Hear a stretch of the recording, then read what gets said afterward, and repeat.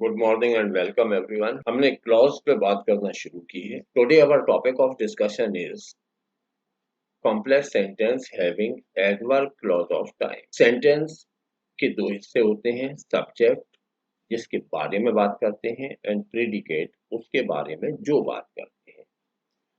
ये जो एक सिंपल सेंटेंस होता है, दो सेंटेंस अगर बिल्कुल इक्वल इंपॉर्टेंस के हैं तो कंपाउंड सेंटेंस कहलाते हैं। एक इम्पॉर्टेंट है, दूसरा उस पर निर्भर है, डिपेंडेंट है, सबऑर्डिनेट है, तो कॉम्प्लेक्स सेंटेंस होते हैं। अब कॉम्प्लेक्स सेंटेंस में इतनी सी ट्रिक है कि ये जो सबऑर्डिनेट क्लॉज है ये काम क्या कर, अगर ये नाउन का काम करता है तो इसे नाउन क्लॉज कहते हैं, एडजेक्टिव का काम करता है तो इसे एडजेक्टिव या रिलेटिव क्लॉज कहते हैं, और अगर ये एडवर्ब का काम करता है तो इसे एडवर्ब क्लॉज कहते हैं।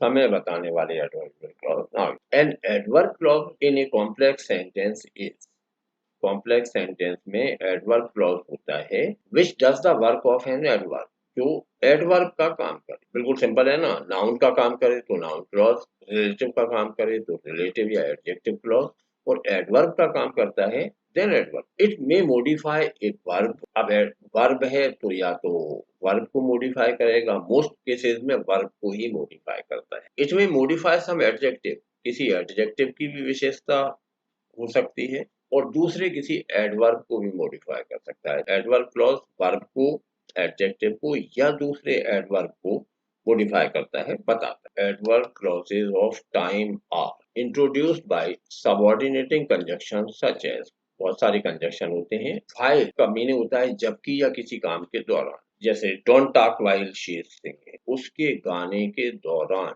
बातें मत। अब इस मीटर पे सेंटेंस बनाने की कोशिश करो। Don't play while he is teaching, जब वो पढ़ा रहा है तो खेलो मत। Don't sing loudly while he is reading, ये व्हाइल के बाद कंटिन्यूअस प्रेफरेबल टेंस होता है अक्सर, हालांकि कोई जरूरी नहीं है, लेकिन व्हाइल मन के दौरान तो कोई ये काम चलना। While I command the ship, जब तक जहाज की कमान मेरे पास है। There will be good discipline, तब तक अनुशासन अच्छा रहेगा। While I command the ship, जबकि कमांड मेरे पास है, there will be good discipline, तो अच्छा अनुशासन रहे। He fell down while he was running, वो गिर पड़ा, और ये गिरने वाली घटना हुई जब वो दौड़ रहा था, तो उसके दौड़ने के दौरान वो गिरा। He fell down while he was running, याद रखना ये इंपॉर्टेंट सेंटेंस है, और एक तरह से और लिखा जाता है। व्हाइल वाली क्लॉज को पहले लिख लें, while he was running he fell down, both are equal and two different ways to express the same thing. Now it is your turn.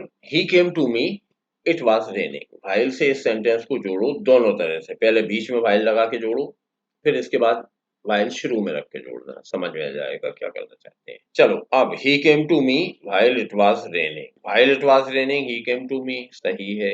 अब एक बहुत इंपॉर्टेंट जोड़ा है जो एग्जाम में भी पूछा जाता है, बोलचाल में भी बहुत मिलता है। बिफोर माने पहले और आफ्टर माने बाद। एक सिचुएशन देखो, उससे बात शुरू करते हैं। द डॉक्टर केम, 8:20 पे मान लो ये घटना हुई, डॉक्टर आया और द पेशेंट डाइड। एक दूसरी घटना थी जो 8:19 पे हो गई, वो थी मरीज स्वर्गवासी हो। Think about these two events, इन दो घटनाओं के बारे में सोचो। द डॉक्टर केम 8:20 पे, द पेशेंट डाइड 8:19। अब टाइम के बेसिस पे पुरानी घटना कौन सी हो गई, 8:19 वाली। नई घटना या ताजा घटना है 8:20 वाली। अब जो आगे लिखा हुआ है उसे देखो। जो पुरानी घटना होती है वो पास्ट परफेक्ट में लिखी जाती है। टाइम के बेसिस पे जो पुरानी है वो लिखी जाएगी पास्ट परफेक्ट में, माने हमेशा हेड और वर्ब का तीसरा रूप। और जो कंपैरेटिवली नई है वो लिखी जाती है पास्ट सिंपल में, मतलब वर्ब की सेकंड फॉर्म। अब अगर पास्ट इंडेफिनिट पहले लिखना है तो हम आफ्टर का उपयोग करेंगे। द डॉक्टर केम आफ्टर, और चूंकि वो घटना पुरानी है तो पास्ट परफेक्ट में लिखी होगी the patient had died. The doctor came after the patient had died. इसी को कहने का एक और तरीका है, the patient had died before the doctor came. Doctor के आने से पहले मरीज मर चुका था, या मरीज के मरने के बाद डॉक्टर आया। एक ही चीज को कहने के दो तरीके। ये बहुत लोकप्रिय सेंटेंस है एग्जाम के पॉइंट ऑफ व्यू से। बिफोर और आफ्टर को खाली स्थान के रूप में पूछा जाता है और बहुत पूछा जाता है। अब जरा दोनों वाक्यों को देख के और खुद को कुछ तुकबंदी समझाओ, कुछ तुक्का विकसित करते हैं। बिफोर और आफ्टर खालिस्तान में चुनने के लिए दोनों सेंटेंस को देख के वो पता लगाओ जरा कि कुछ तुक्का जैसा विकसित हो सकता है क्या। देखो, बिफोर का मतलब होता है पहले और आफ्टर का मतलब होता है बाद में। हम मान लें कि ये दोनों बातें हम हेड के बारे में कर रहे हैं। हम मान लेते हैं कि हम दोनों हेड के बारे में बात कर रहे हैं। तो बिफोर माने पहले, यानी हेड पहले वाक्य में हो, और आफ्टर माने बाद में, यानी हेड बाद वाले वाक्य। आया ये तुक्का समझ में। बिफोर और आफ्टर पहले और बाद में का मीनिंग देते हैं।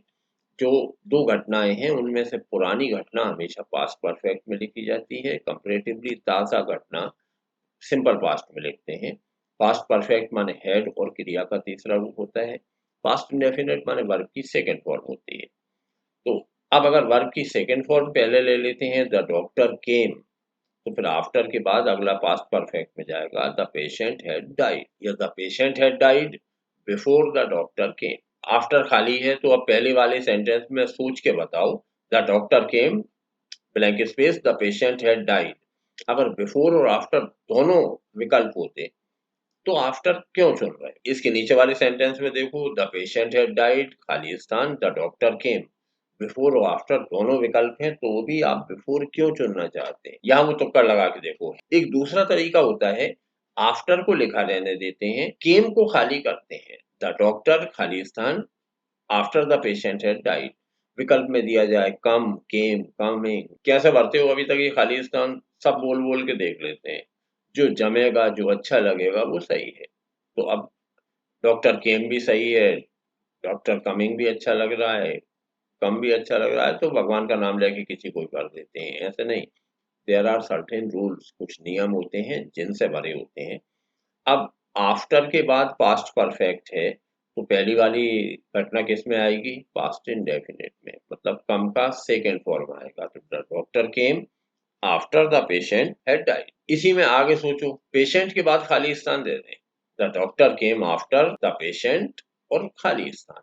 अब विकल्प है die, died, had died, has died, had died कैसे चुनेंगे। चूंकि इधर पास्ट इंडेफिनिट है तो अब अगला आफ्टर के बाद जो सेंटेंस आ रहा है that will come only in past perfect, वो केवल पास्ट परफेक्ट में आएगा, तो वहां हैड डाइड। एक दूसरा लोकप्रिय सेंटेंस सुनो, द पुलिस केम मान लो 12:20 पे, और द थीफ रैन अवे 12:19 पे। पुरानी घटना कौन सी है, 12:19 वाली, ये लिखी जाएगी पास्ट परफेक्ट में। ताजा घटना सिंपल पास्ट वाली, वो लिखी जाएगी पास्ट इंडेफिनिट में, हमारे वर्ब की सेकंड फॉर्म। अब वो हेड पहले और हेड वाला फार्मूला लगा लो, the police came after the thief had run away, और the thief had run away before the police came. अब सिचुएशन आपके लिए है, I reach the station 5:30, the train left the station 5:29। मैं स्टेशन पहुंचा 5:30 बजे, ट्रेन रवाना हो गई 5:29 पे, मुझे जाती हुई दिखी हो जा रही है। द स्टेशन दो में से एक बार आएगा, जो सेंटेंस पहले लोगे नाउन केवल उसमें आती है, दूसरे वाले में नहीं आती। दूसरे वाले में वहां देयर करना चाहो कर दो, नहीं करो तो भी मीनिंग क्लियर रहता है कि स्टेशन है। तो आई रीच द स्टेशन और द ट्रेन लेफ्ट, इनमें से जो पुरानी घटना है उसे पास्ट परफेक्ट में लिखो, जो कंपैरेटिवली नई है उसे past indefinite. Thank you for joining me.